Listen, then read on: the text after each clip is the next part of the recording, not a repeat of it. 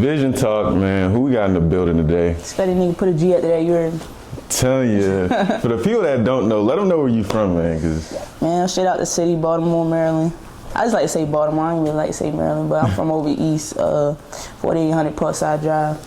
Yeah, the real trenches. Yeah. And I'm from out there too. A lot of people don't know, like, Baltimore is a different type of trenches. Like, I be trying to tell people, like, you know, it's hoods everywhere, but Baltimore is a different place. Like, talk about what it's like, you know, growing up out there and just, you know, surviving, literally. I mean, growing up in Baltimore, I feel like it's growing up anywhere else. Like, everybody got bad parts. And like, I don't really like to put my city, like, down like that because they already put us down. But, like, growing up in Baltimore was cool for real. Like, most of the time living in Baltimore, I started off over the east side and then made my way, like, over west, like D Block, Park Heights, stuff like that. Then I made my way out the county when I got a little older because stuff was getting bad. But growing up for real, you know, I feel like I had a cool little childhood. Like, I went to school, I played sports. Of course, I got in a little trouble, but, like, you know. And then, yeah, I had 3 sisters. I had 7 brothers. One of them passed away, you know. You grew up with both your parents? No, I did not grow up with both my parents. Like, my father was, like, lover boy type. My mother was just, like, a player. So, like, I guess that's why, like, my personality be the way it do. I feel like everybody get different sides. I mean, yeah. And then growing up in Baltimore, like I said, it was cool for real. Like, you got some parts, like, you try to stay away from when you try, like, when you got different goals than everybody. Mm-hmm. And then you got some parts where it's just like, you know.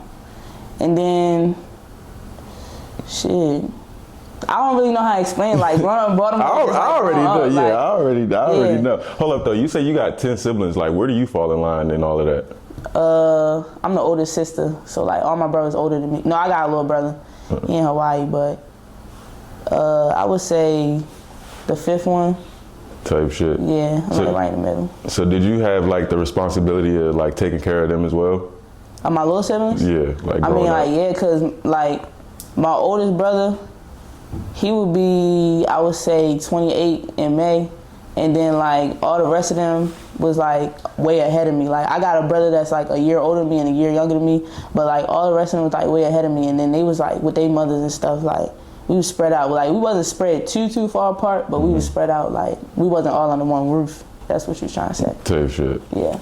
So, like, what was that like, just growing up with all your siblings and, you know what I'm saying, just running around, like, it was cool. Like, I'm glad I wasn't lonely. Like, it used to be, like, summertimes, we used to do, like, crazy stuff. Like, summertime, my mother would never let us out the house. Like, we was growing up on Division Street. She would never let us out the house. Like, I don't know why. She just thought everything bad was going to happen to us. So we would make little stuff to do in the house. Like, we had water fights in the house, like, in my mother's room, throwing water on her bed. Like, we got our ass beat, but, you know, it was fun. And then we used to do stuff like, I remember one time, me and my sister got caught smoking paper out the window, bro. Like, we used to do hella stuff, like, I'm trying to think what else. Like, I mean, yeah, we would do hella shit, like, bunch of kid shit, yeah. Like, we'll make your childhood. We ain't really had no cable or none of that, so, like, I remember we would, like, act out scenes in a movie and stuff like that. Like, trying to think what movie, probably Alvin and the Chipmunks, the one we really act out. And then, like, you know, growing up, like, I ain't gonna say I had it good all my life, so, like, we used to do stuff like, oh, we at the dinner table acting like we eating shrimp and lobsters, we eating oodles and noodles, like, stuff like that. Like, shit, we was just having fun. Like, I love my siblings to death. Like, I do anything for them. Like, I feel like they really made my childhood for real, because, like, I feel like if I was an only child, I would have no personality. Like, I would not know how to do nothing, like, nothing. Like, so I feel like growing up with a hella siblings really made me for real. Like, that's one of the things that made me. No, that's what's up. And what type kid would you say you was in school? Man, I was bad as shit. Can I cuss? Yeah. I was bad as shit. Like, I'm not even gonna lie. Like, I really know that I drove my parents up the roof. Like, when I tell you, like, I would get a referral every single day. Like, in middle school, I would not go without being in the office at least one time a day. And one time was just like the minimum. Like I would really be in the office hella times. Like anybody went to middle school with me would tell you, like elementary school, I was cool. Middle school is when I started going like through a rough patch in my life. So I was really doing anything. Like I was hanging out in the streets, like with my brothers. Like I was in school acting an ass. Like I would get in fights. I would be cussing out the teacher. Like I would do everything. I came a long way. Like I would really say I did come a long way. Like high school, I was bad as shit. Like middle school, I got kicked out the last week of school for a fight. I had to graduate somewhere else. Like they was really petty. Like they kicked me out the last week of school. I had to spend the last. It was either the last week or the last 2 weeks. And how many times did you get kicked out of school in total? One. Middle school, Mount Royal. When I got kicked out of there, I was like, nah, bro. Like. Cause I had goals, like I knew like I was being bad, like I was never dumb. Mm-hmm. It was just like I was just going through shit. So it was just like, you know, like when I was going to a middle school, like Mount Royal. It was over there on like near you know where Bruce Mann is at, and it was over there type shit. So it was like down the street from Utah Marshburn. So it was like Mount Royal. It's like as soon as it was like you can go up the street and it'd be like, you know, the white people. And then like you go down the street and it's like the hood. So it's like I seen different things. I seen a mixture of things. Like I seen good kids coming to school, they parents dressing them up because they had money like that. And then I seen like kids coming to school and they started selling. Like that's when I started like peeping like niggas was selling weed or what weed was, or like niggas coming to school, like that type of stuff. So I seen a mixture of all that. So like when you caught up in all that, and you ain't really come, like you came from nothing, like you trying to be like flashy, like you trying to be like the other kids. So I'm like, type shit.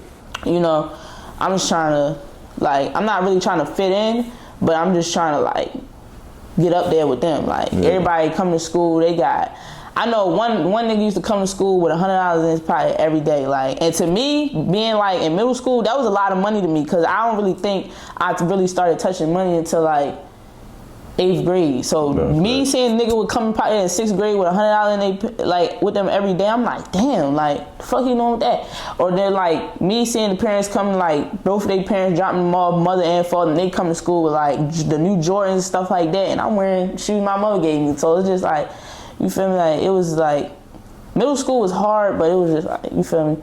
And then I got to high school. I feel like middle school I really got put out of school because it was just like, I don't know, I was just trying to find my crowd, and I got caught up with the wrong people. With the fighting and shit, was that a lot of more people like trying you, or you, like you say, more so just trying to find your crowd, or motherfuckers? Like, what do you think was the cause of was it anger, or was it, you know, like you just got a short fuse?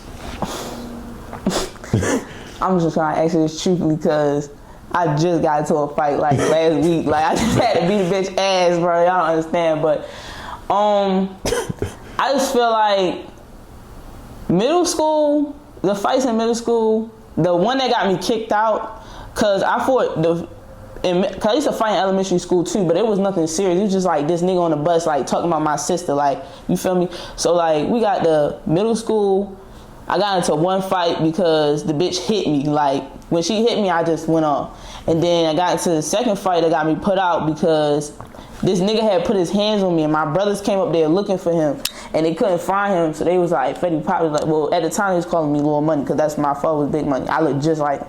But they was like, you know, pop this bitch. I'm like, all right, you know, your brother tell you to do something, I popped her. That's how I got put out. So then high school came, I had another fight, and then I had this big fight that almost got me put out.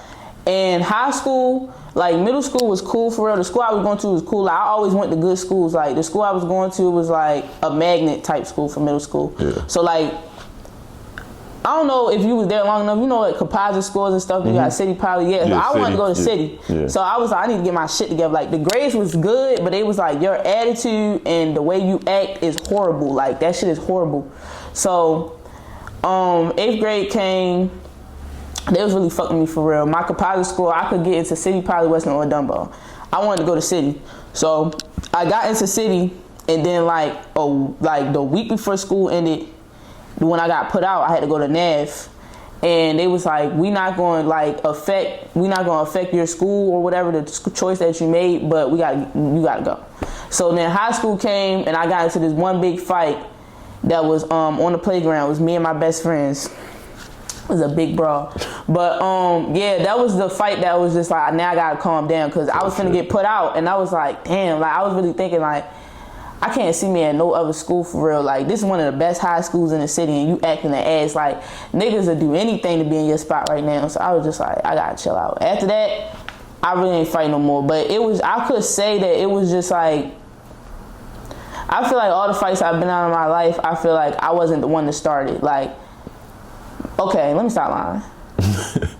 I feel like the only one that I really started was the one in middle school when my brother told me to pop. But the second one I had gotten into, I had just came back from my uncle's funeral, and she had said, fuck my uncle. I caught her in the stairwell and I beat her ass. And then fucking, I did get into another fight. I got into another fight too. I just forgot all about that. I think that was the last fight. I think that was the last fight. Yeah, that was the last fight where I was like, no, like, I can't keep doing this. Because the second time, it was the big brawl. They let me go. Yeah. And then the third time, it was this fight with this bitch I was in the band with. She bit my hand. Like, she bit the shit out of my hand. The scar not even there no more. But I had locks, and I had just got a sewing over my locks. She pulled that shit out. She bit my hand. She ain't beat my ass, but you know how girls pull hair and shit. So, yeah. That was the last fight where I was just like, and I feel like I egged that on, because I feel like she didn't really want to fight for real. Like, she was like we had gotten into an argument over Instagram because we was in a band. It was just a lot. Like, we was in a band, we got caught skipping. She was a snitch for real. Like, she wanted to be a yes man. And then what grade in high school is all this fighting happening? I think I was fighting from the time I went in there to the time I left. Did you finish high school? Hell yeah, I finished high school. Yeah, I graduated from city. Like, I graduated COVID year. Like I said, junior year is when I started like calm down. Like, cause now I was like, okay, now I'm not only like doing this for myself, I'm doing this for my grandma too. Like, my grandmother, she finished high school. She got 2 degrees, but it's just like, I'm stressing my grandma out, and that's the main person in my life I love. So when I seen my grandma getting stressed out about that, I stopped. Like, it was just an all switch. I was like, stop. Like, I stopped smoking weed. I stopped hanging out in the streets. I stopped fighting. I stopped doing a lot of shit. Like, I just like, fuck it. I started focusing on band. I feel like sports really saved my life for real, because I started focusing on band. Then I was like swimming. I was doing softball. I was doing boxing. I was doing golf. Did I already say softball? Yeah. Yeah, I was doing hella. Wait, so band though, that's interesting. A lot of motherfuckers don't fuck with the band. What you played in band? The drums. You played the drums. Yeah. So you fine with it. Yeah, so like, I played the drums all 4 years. COVID year fucked me up. I didn't have a prom. I didn't have both my proms. I didn't have the last of my drum season. Because of COVID? Yeah, I just had graduation. And then it was like, yeah, so junior year I really chilled out. And then senior year was like COVID year. And then, yeah, I came to Clark. So like, when I was like, fun story, like when I was coming to Clark, I didn't want to do no music stuff. Like, I didn't want to do band. Yeah. I didn't want to do music. Wait, hold on, because we gotta get to how you even got to Clark. How I even got to Clark? Yeah, like what made you come to the A? Like, what made you come to Atlanta? Like, I'm gonna just tell the truth, bro. Why you ain't go to Towson or Coppin or? Man, okay. So the year before I was going to college, I'm keeping real authentic with y'all. So the year I was trying to come to college, I had got my first boyfriend. Boom, got my first boyfriend. So, free to cook. So yeah, I got my first boyfriend, and it was just like, I thought it was love. I'm cool with him to this day, like love him and everything, but I was like, I thought it was love, but it really wasn't. Like, so it was like, boom. Me and him, we used to be together all the time. Before I got with him, you can tell when God is trying to take somebody out your life and you need to listen. Before I got with him, it was already a thing where this nigga just like a hoe. Like, mind you, I'm 17. I ain't never really, you feel me, did nothing in my life. I'm just, you feel me? So, got with him. Shorty just straight out there. Like, he just straight out there. Like, something that I'm trying to get away from. So, I didn't make the decision that I really needed to leave Baltimore. I didn't know I was coming to the A, but I knew I needed to leave Baltimore. Is when we was driving one day. I had just got my license. It was me, him, and his cousin in the car. And I had a dude named Ozzy.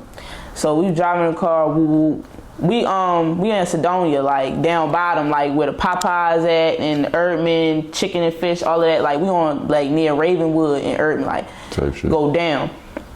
So yeah, we was on Erdman and like Sedonia. So we going down, And we stopped at the Popeyes over there. If you know that area, like, you know that Popeyes is always packed. Like, always, line always packed. No. Yeah, Popeyes. We was going to Popeyes. We didn't go to Popeyes because the line was packed, so we wound up going to Checkers. So we went to Checkers, and it was this nigga in the Checkers line. He was just staring at me. I got a problem where, like, do not look at me. Like, you can speak and say hi, but don't keep staring at me. The whole time niggas staring at us, I'm not paying no mind. So he like, y'all good, y'all good? I'm like, yeah, we straight. So we pull off. So we pull off. Before we even said we pull off, my ex, he looks at the nigga and goes like, fuck is you doing? Like, ooh, like he started getting into it with him. I rolled the window up, like straight skirt up. So we coming down the street, and the nigga, he pulls up beside me. Like, it was, I'll never forget. I ain't even gonna put it all out there, but he pulls up beside me, and he straight like, you good? I'm like, yeah. So he speeds off. So I ain't gonna lie, I was like, fuck, you wanna race? So I started speeding too. Next thing you know, I just said, fire. Skirt! Like, I just, boom, in the two poles, like the Verizon pole and a BG&E pole. Got out the car, I just started S-ing off. Like, I just started taking off. My ex, like, at first I did stand there like this. Like, I'm trying to figure out what's going on. I had to pull him out the car. His cousin got out the car. He like this. So I'm like, what the fuck? In my head, I'm thinking, damn, is this how I'm finna go out? Like, I ain't go to prom yet.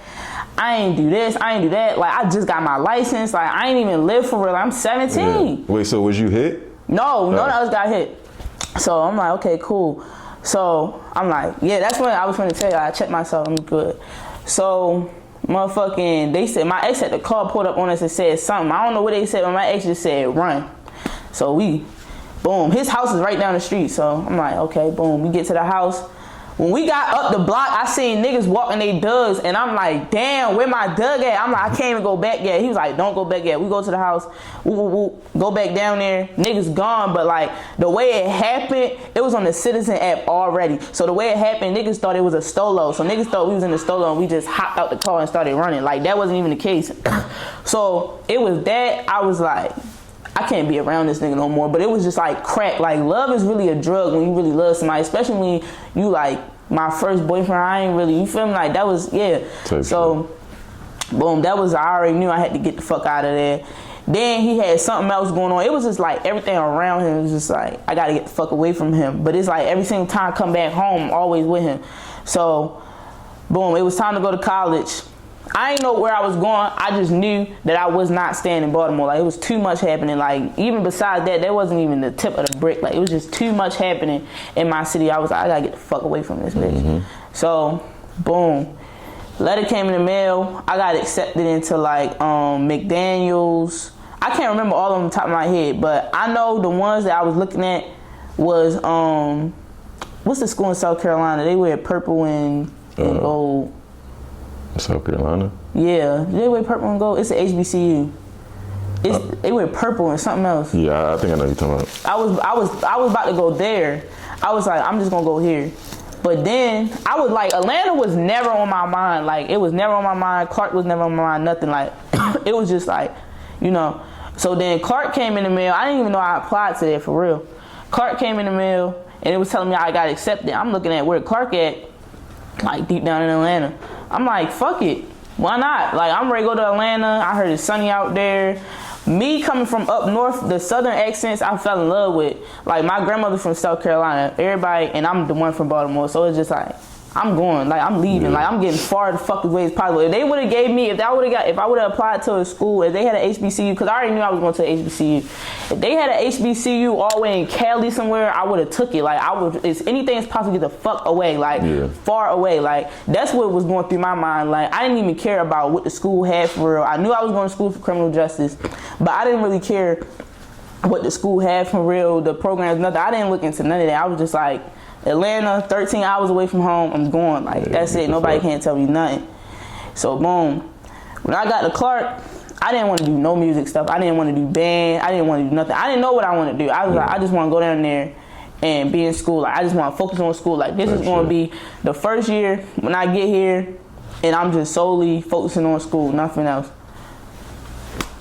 My grandmother, like, this lady is persistent. When she got something in her mind and that's what she want me to do, you cannot tell her no. Like, it wasn't really until I got older where felt myself out. I was like, Grandma, I'm not doing that. But like, boom, I'm telling myself I'm not doing band when I get down there. I'm just, chilling.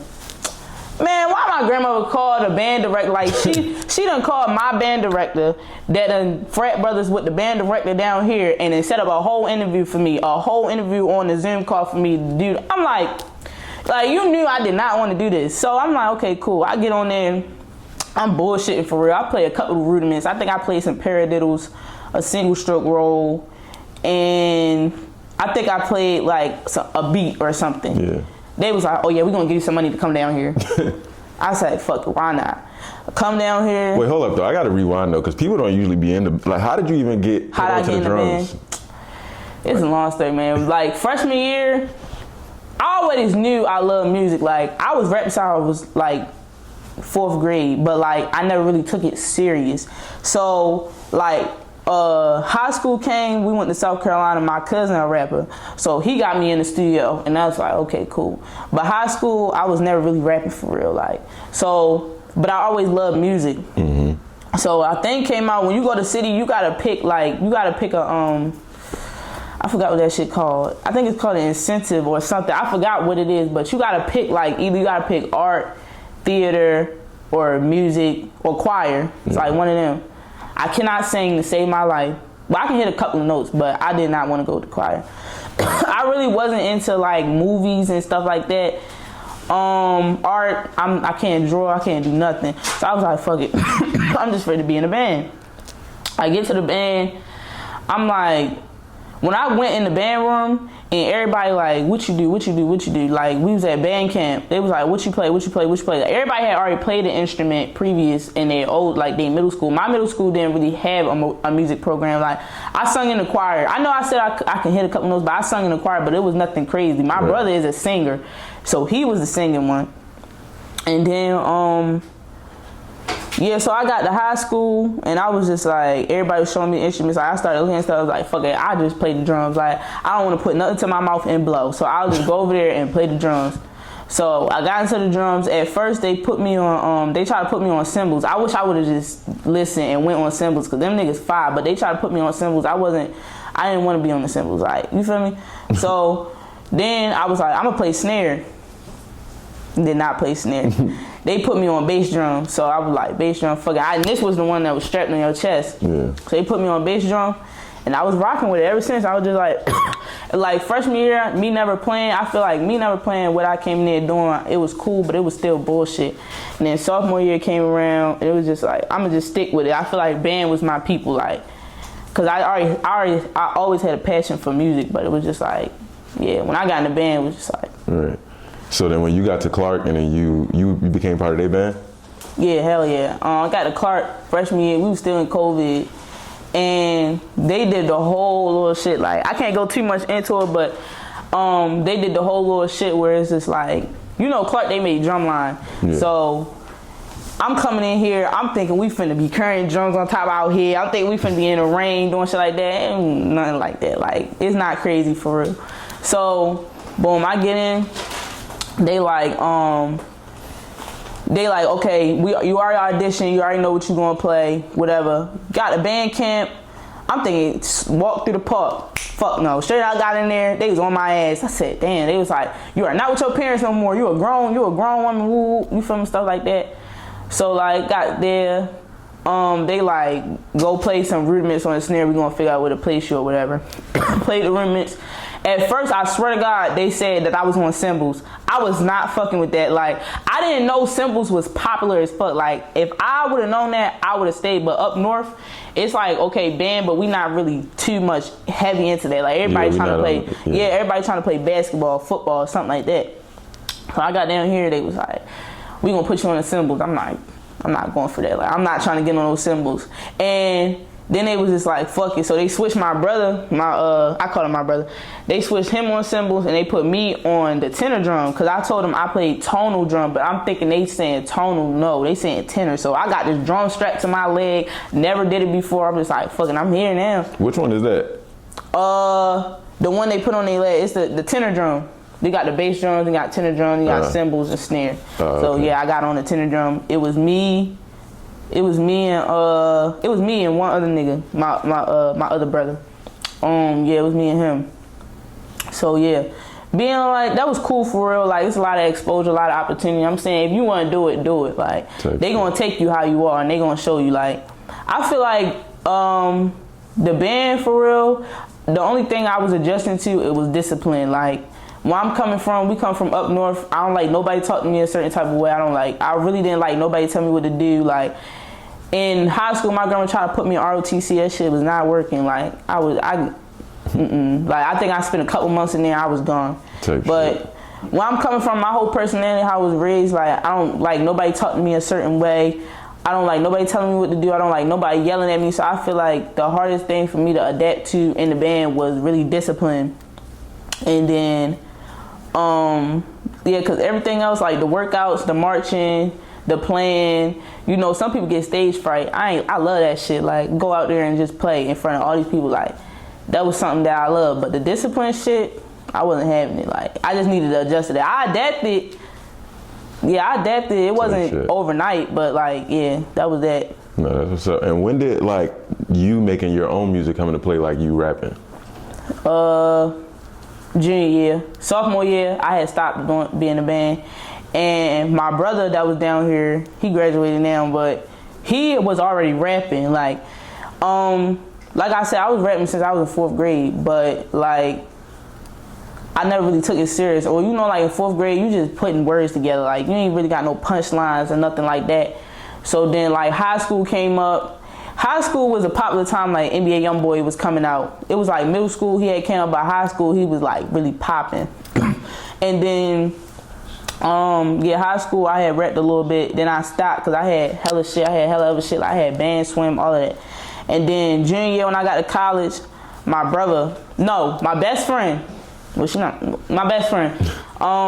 Yeah, so we was, she had told me one day, like, I had went over there and she was like, why you don't rap no more? Like, what's going on with you? Like, you supposed to be like, she was rapping, like, still rapping. She was like, you supposed to be right here rapping with something. Made a freestyle with her in the car, went crazy. So I'm like, fuck it. I get down here with D. And I had just got my heart broke. So I had made a song about that too. Everybody was fucking with that. It was going crazy. So then after that, I got back down here with my brother D. And I was like, fuck it, I'm just ready to start rapping for real now.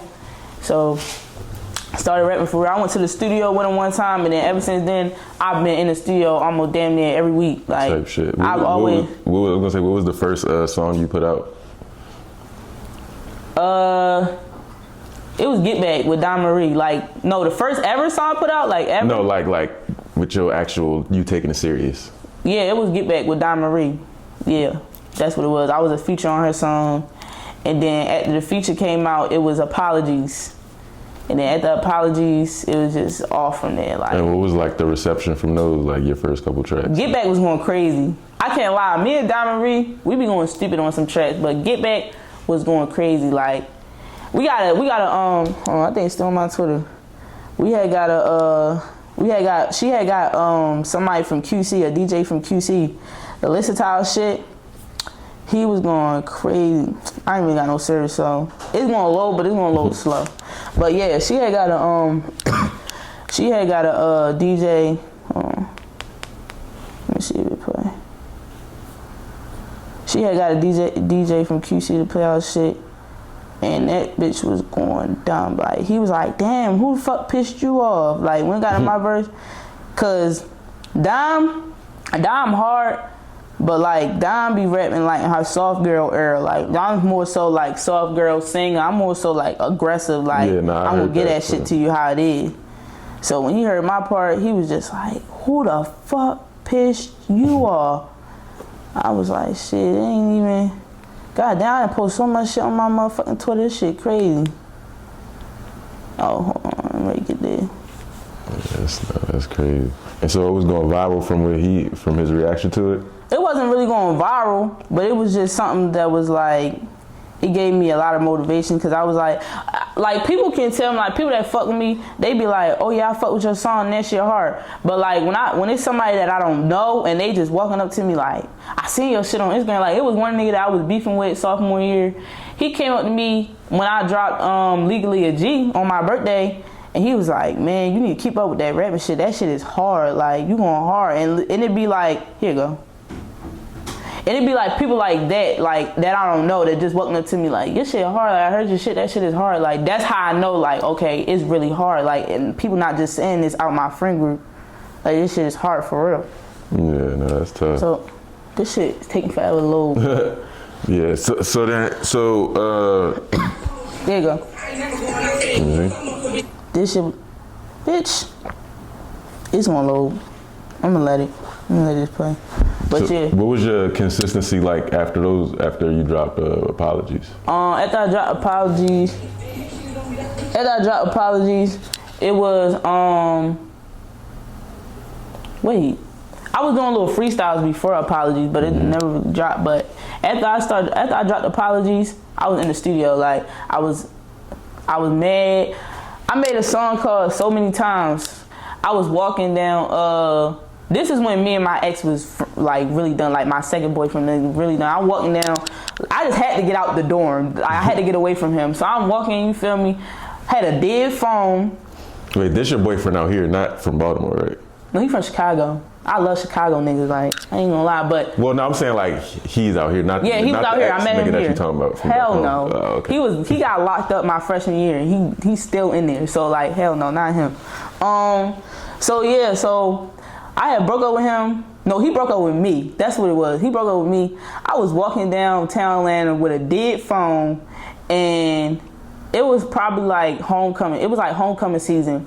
I was walking down Atlanta with a dead phone, but I had a beat in my head, and I was like, fuck it, like, I was going to write. I ain't gonna lie, when I'm hurt, that's when I make the best music. So I'm walking down there, and in my head, I'm going so many times. I was like, damn, I be forgetting my lyrics now. But so many times, I'm gonna tell you about that later. I was just walking down there, I was like, so many times I wanted to stop, so many times I wanted to quit, like, and it just kept going in my head. And I was like, fuck it. I walked to Legacy, from Brawley to Legacy and back to Brawley with a dead phone, like with only a beat in my head and some lyrics. Sure. And I got back, I charged my phone. I wrote the whole song down, but I ain't had no beat. And then my brother straight was like, he make beats. So I told him what kind of beat I wanted. Like, I can't make a beat, but I can tell you what I want in it. So I told him what I wanted in it. He was like, bet. He made the beat. That's when that dropped. That shit was going crazy. That's the shit that was going crazy. Like, the freestyle that was going crazy. Like, everybody was like, damn, I ain't not, like, you coming back out, you rapping, like, this what you doing now, woo, woo. And I'm like, hell yeah. So then after that, that's when Apologies dropped, and it's just been like that ever since. Like, I ain't really been slowing down. And how would you, like, describe your sound? Glorilla. Like, I ain't gonna lie, like, it's like, before Glorilla came out, I would say like niggas back home, like probably like YG Tech, NASG Chaz, Lil Scooter, niggas like that. Cause like when I'm in Baltimore, like I wasn't really listening to like Future, and I wasn't really listening to no other rappers. I was just like listening to Baltimore music heavy. Mm-hmm. Like I don't really think I was listening to no other rappers. Maybe Gucci Mane, like the old Gucci Mane before he went to jail, and Jeezy because of my father and stuff like that. But I wasn't really listening to no. So before Glorilla, I would have to say niggas from my state, because like, yeah. Yeah, I definitely kind of get that vibe, because when I was listening to your project and shit, it's definitely not like how current female rap is. You definitely coming like way harder and more, you know what I'm saying, just straightforward and aggressive, like kind of like you say, like Glorilla. It's not really so sexy and yeah, it's not really I'm about to pop my coochie and stuff like that. Oh, here you go, right here. It's finally loaded. He from DJ Lil Mark, I think his name is. This shit is gonna buff right now. I know who that is. Yeah, but he was playing my shit, and he was like, I'm trying to get his reaction. I'm gonna get it. But yeah, but before Glorilla, I would really say niggas from back home, cause like Glorilla had been cutting up recently though. Like I ain't gonna lie, some shit in my songs I be saying there, I be like, damn, I just said that. Like, but before that, it would have to be yeah, niggas from back home. Type shit. The niggas, not the females. Yeah. It is this female back home that I just stumbled upon. Her name like Kaisha or something. You heard of Cartier? No. I'm Cartier. She's from Baltimore. But anyway, so what would you say like pushed you more towards that style of rap versus the girl? Yeah. I grew up with niggas. Like, I'm not even gonna hold you. Like, I was always a daddy's girl. So before everything happened, me and my father was like this. And then I grew around niggas at that. So it was just like a lot of shit that I was seeing. I know some girls may see, but a lot of shit that I was seeing wasn't like oh, I'm laid back, I want to get my, like, I grew up a tomboy, so it wasn't like, I want to go get my nails done. I had locks when I was growing up. I would not keep up with them, like, so I was just running around looking like a stud, but I was a tomboy for real, so, like, a lot of shit, like, growing up, I'm listening to other girls listening to, like, we got some other hard female rappers. They was listening to, like, Infinity Garnett, Sneaky Tiggy, who else? I'm trying to think. But I really can't. I could just right now. I could think of Infinity Garnett and Sneaky T. Then D Trinata was coming up. Ziggy Zaya had this song with Young Moose and G Baby and stuff like that. They was listening to that, and they was listening more so like Megan Thee Stallion growing up, and like trying to think who else. I can't really think of no other one because when I was growing up, I was listening to Gucci Mane, Jeezy, Rich Homie Quan. Lil Scooter, Young Moose, G Baby. Yeah, I was listening to stuff like that. Like, I wasn't listening to all of that, and I was listening to R&B too, heavy, because I was raised by my grandma for real. So I was listening to that too. But like, I feel like that as a whole really like changed me. Like let me just pause that shit because now it's not even canceling me mad. But I was listening to more stuff like that. Like, it be songs that I'm just hearing now that I've never heard in life, but Lil Scooter Perks Calling. I've never heard Future part until like maybe like a month ago. But to me, it always been Lil Scooter. Or it would be stuff like, trying to think what else somebody remixed. Stick Talk by Future. I've never heard that part. I probably never even heard of that. I know he got a part. I don't know he got a song that's called Stick Talk, but like it was always Lil Scooter verse. So It was stuff like that just changed me. Like, you feel me? Already growing up with niggas, already growing up a tomboy, already being under my father heavy, and then listening to stuff like that. I wasn't really worried about I'm finna take your nigga and he give me head like that. I wasn't worried about that now. Like, I'll say it now, but like that's not really what I gravitate towards. Like, I was listening to Meek Mill heavy too. Like, I ain't want to say his name because of all the shit that's going on, but I was listening to him heavy too, and with shit like that. So I feel like that's why I really gravitated towards like speaking real nigga shit than really speaking like Sexy Red. Like, I fuck with Sexy Red and Megan Thee Stallion, but at the time they was rapping about that, and I could never really get into that. Like, growing up, I never really had a favorite female rapper. Like, and so it's crazy that Glorilla is really my favorite rapper, because like that's probably my first ever female rapper that I've ever loved. Like, everybody else, I fucked with them, but like they really wasn't somebody I was looking to growing up. Like, they was just we had a party and they playing them type shit. Like, but I never really in my room listening to them like, oh yeah, I'm finna turn on some Megan Thee Stallion. Like, that was never me. I was like, I'm finna turn on some fucking Young Moose, Lil Scooter, stuff like that. Like, that's how I got ready. No, hearing you say all of that definitely makes sense, because I was gonna ask the question like, how'd you get your project name? But like, your whole story is that like act like a lady, think like a man. Type shit. Like, so that's crazy. Like, that's your story, because it adds up from like, you being raised with your brothers, the music you into and shit like that, and all that. So speaking on that project, like, how'd you put the project together? You know what I'm saying? Come up with the title, all that. It's always more to the story with me. Like, it's never just straightforward. So like, boom, with that project, at first I was talking to John. John's like my creative director. That's just like my right hand man. Like, everything. I'm glad me and John met, because everything I do, I'm always go to him. Like, how you think this is? How you like? You feel me? And he from Baltimore too, so it's just like he already know that. So we already had that connection off the bat. So me and John had a conversation. I'm talking to him, and I'm like, I want to make an album. He like planning everything out. He like, okay, Fetti, what you want to do here? What you want to do here? Woo, woo. Like, how you want to drop? I was like, okay, I'm about to go to the studio and I'm about to make Bald Head Scallywag because I need a song where people be like, oh yeah, that's Fetti, but I don't want no feats on it. I just want it to be me. So I'm making Bald Head Scallywag, and then after that, he like, what you finna do after that? I'm like, fuck it, I'm gonna drop an album February 14th, but it's gonna be a love album. I had the whole project, like I had the whole idea, right? I had the videos I wanted to do, everything was just falling in place.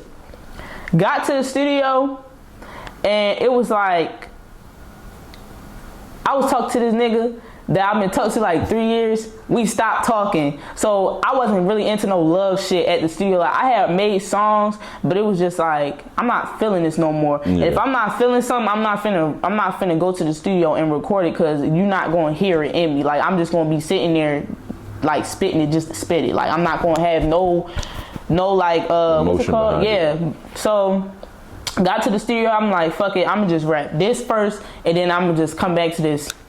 I realized that every single one of the songs I was doing, it was like, fuck this nigga, I'm finna drag, all this other shit. So I was like, John, we gotta change the name. So it went from Simp Love Pimp Ways to Origins of a G. My cousin down here, I was in his apartment, and we was talking about names or whatever, and he was like, naming Origins of a G. No, John said naming Origins of a G.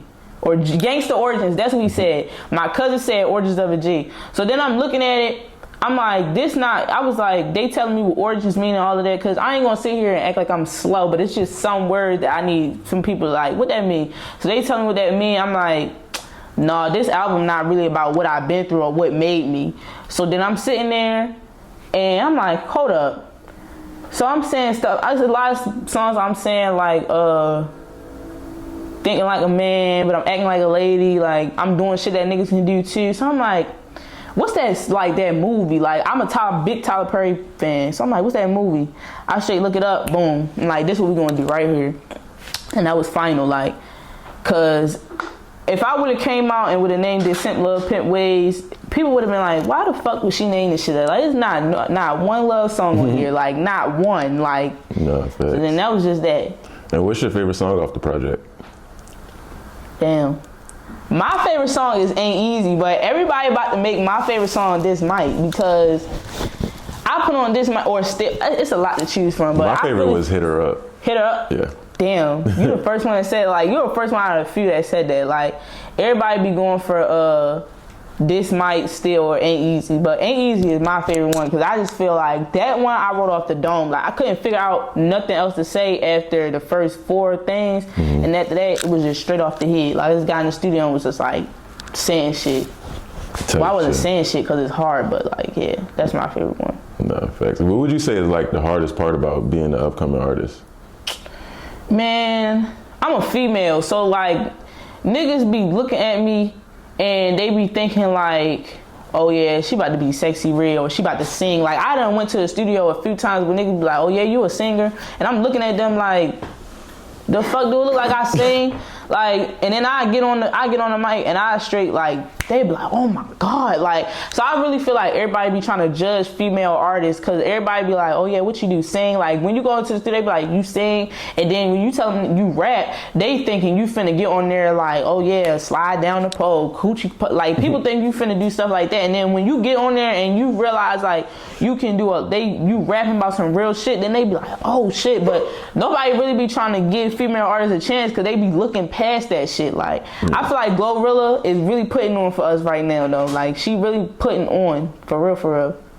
But I would say that's a hard part. And then another hard part is like, since you hard, a lot of niggas be like, they not be trying to like, how to explain this? Like it's a few niggas that show me love. Like I ain't gonna say it's a few, it's a lot of niggas that show me love like outside of my brothers and them. But it's a few niggas that I ran across like for apologies. This man had got me on his live and he was asking me questions or whatever, and he had added somebody else on there, and he said apologies was like a 8 or 8.5. Like at first he said it was 8.5, then he said, oh no, it's a 8.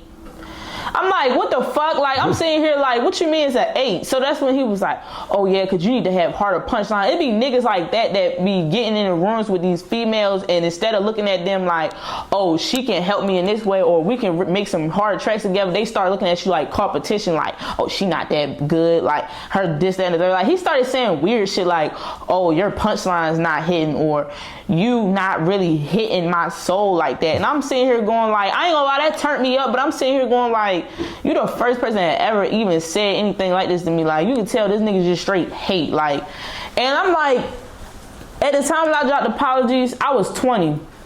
This nigga was like 30 something trying to tell me like, and you still rapping and you not, like, you not popping, like, you feel me? Like, and it's just sitting here like, all right, bro. Like, I took that as like a lesson though. Like, okay, like, he don't like this about this, bet. He said more punchlines, bet. I done came out with some crazy ass punchlines that I didn't even know it was a punchline until I heard it. Like, I done spit it, and then the producer, like the engineer, he sitting there like, damn. I'm like, what? And he running back. I'm like, damn. Like, that shit hard. Type shit. And so what do you got any videos from this project? From where? Like, Act Like a Lady, Think Like a Man. Man, I'm about to answer y'all question right now, bro. But this nigga still ain't sent my stuff, bro. If anybody know Dub, Larry Dub, bro? Y'all need to get at him with the videos. That's my engineer. Like, that's the only nigga I really be trusted for real to record my shit. But Dub ass, he supposed to have my video, and I still don't got my video. I only got a snippet. He might be at work, but yeah, he might be at work or something. He didn't even answer the phone, but he got my video. So if y'all see this video, bro, the real Larry Dub, go press him, cause he got my video. Like, I might have it before this drop, but he got my video. So, yeah, I gotta Which song did you shoot? This mic. And then I'm thinking about shooting, I'll tell y'all one I'm thinking about shooting. It's definitely Still. And it's only Still because John is the creative director and that's his favorite song. That's everybody be fucking with that, but he just loved that song so much. I don't know why, but yeah. Well, I know why, but yeah. So like, I'm gonna make a couple videos off there. I'm gonna say like every song on there gonna have a video, but it's not gonna be like a music video, but it's gonna have a video. Type shit. Yeah, I got a live performance platform called Mike Stand On Business. You should have been said that. I need you to come through and do Hit Her Up on there for me. Hit Her Up was gonna be a mic performance. Yeah, that was definitely gonna be a mic performance. Yeah. Yeah, but when I do them videos, I'm really about to push towards my other album that I'm ready to drop. That bitch gonna be hard. Yeah, cause this is kind of like an EP for real. Yeah, that one is dropping on my birthday.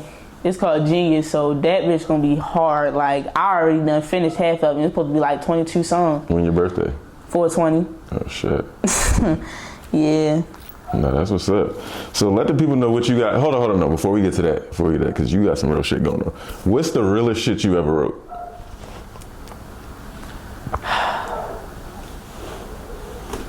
I'm a real ass nigga, so it's just like, I write a lot of real shit. That you could recite. That I could recite. It's shit. It's not that I can't recite it. Some be so much shit going through my head at one time. So like, it's out of Apologies and So Many Times. Probably So Many Times. No, it's probably Apologies. I don't know. It's out of them two. Yeah. I say So Many Times because that's when I told you I was down fucking walking from Legacy and shit, just making that song in my head. And Apologies, I made that shit on the fun fact, Apologies was supposed to go to that song by Meek Mill. What's the song by Meek Mill everybody be playing in the fucking club and shit? Like, Nightmares? Yeah, that was supposed to go towards he on the way to that interview, can't even call him, but that was supposed to go on that beat, but I could not find a Dreams and Nightmares beat, and I could not get my brother to get me one, so that Apologies was supposed to go to Dreams and Nightmares, but then I came across another Meek Mill beat, and then boom, it just flew. So yeah, I wrote that one on the steps, and that was some real shit too. That was probably the real one. It had what's some of the shit you saying Apologies? Apologies. Damn. I'm trying to think. Like, y'all understand me, 1,000 things going on my mind. I can't even remember my lyrics. I swear I write all my lyrics, y'all. It's just like. Well, let us find out. John back there pinning shit. Fucking apology. Fetti, nigga, put a G at the... They say Fetti, you hard, but you rap like a nigga. Man, there's always a but when you doing shit bigger than niggas. Like I said, the nigga, and it's crazy that I said that on that song, then that nigga decided to talk to me on that song because it's always a but. He was always sitting there saying, he was always, oh yeah, you hard, but your punchline is this, and you hard, but, and I'm just like, I'm harder than you, bitch. Like, that's the type of stuff that I just be wanting to say. Like, I be like sitting here trying to take constructive criticism, but it be some stuff people be saying out their mouth is like, why the fuck are you talking to me? Like, I'm harder than you. And then, yeah, always a but when you doing shit bigger than niggas, you rap like a nigga. That's the whole thing where it was like, when we went down to Virginia and my best friend, her uncle was like, damn, you rap like a little boy. Like, that's what he said to me. I was like, damn, it hurt my feelings, but then it was just like, okay. And then, what's something else I said in there? I said something about, it was days you couldn't walk, I wouldn't let you crawl alone. It was like, some people like, yeah, that was definitely towards some people's heads, because it was just like, you want me to sit here and tell me you want to treat me like this? And it was days like you couldn't even get yourself together, and I'm sitting there like helping, like building you up from the floor. That was really shots towards my ex, like my first one.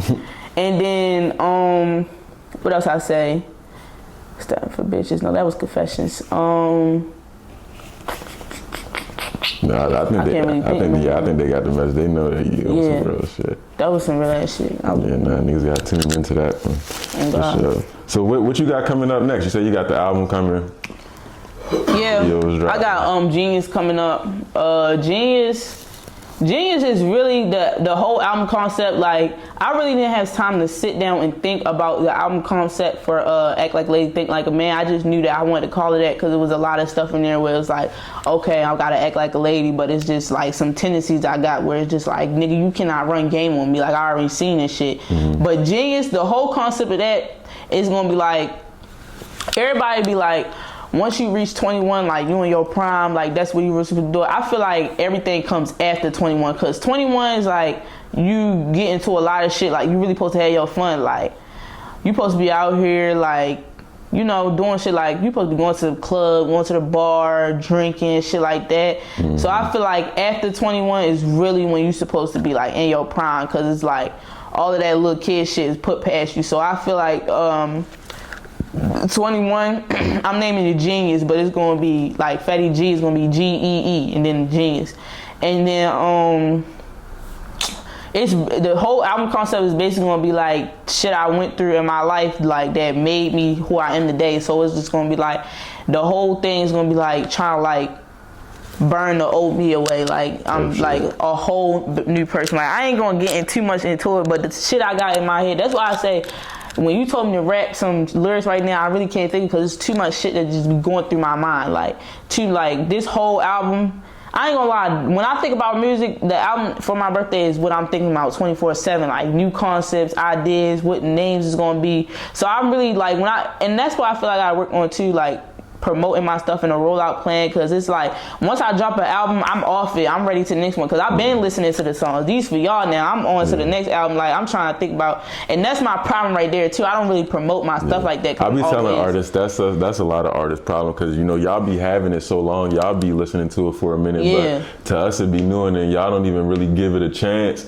and then you know niggas will cry about, oh, niggas not fucking with my music or whoop people, but it's like you're not even really giving it a chance to live for real. That's what I'm saying. I feel like that's my problem, because like this whole album, I've been sitting in my bed, like I'm already on about to shoot a video for the Genius album this month, and I haven't even focused on none of the songs from the album. Like, I haven't did no videos for no album on the song except for this mic. That's it. And that's bad, because it's just like you moving too fast. Like, at the same time, I'm excited to get to the next thing, but it's like I gotta slow down and let this bitch breathe, because like this February, my birthday in April, you only got really a month.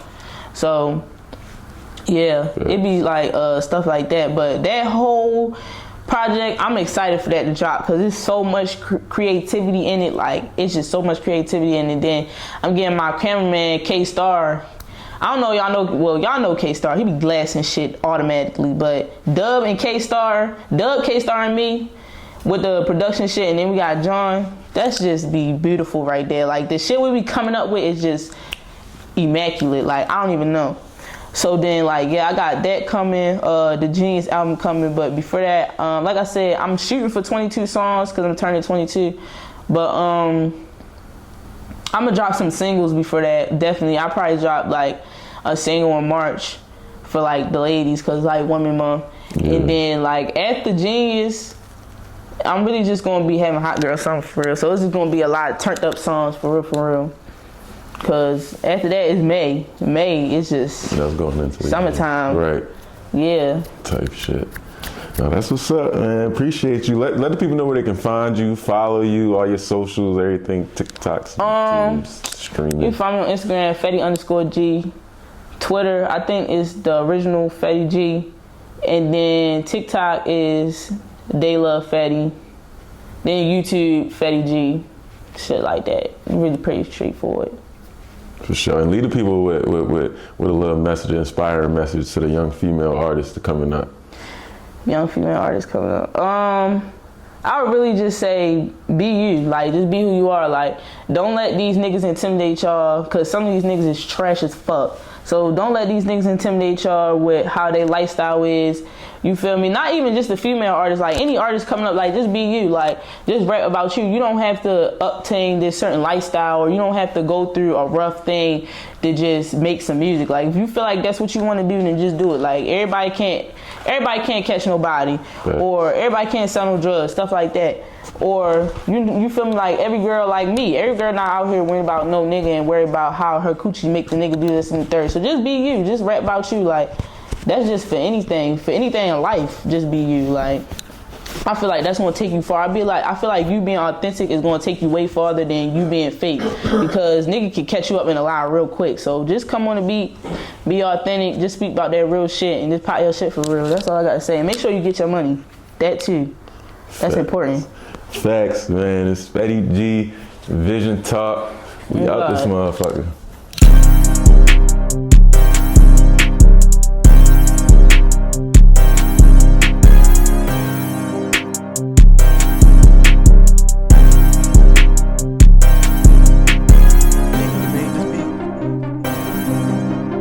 Shout out Vision Network in this motherfucker. If you ain't with the Vision, you ain't with the network, nigga.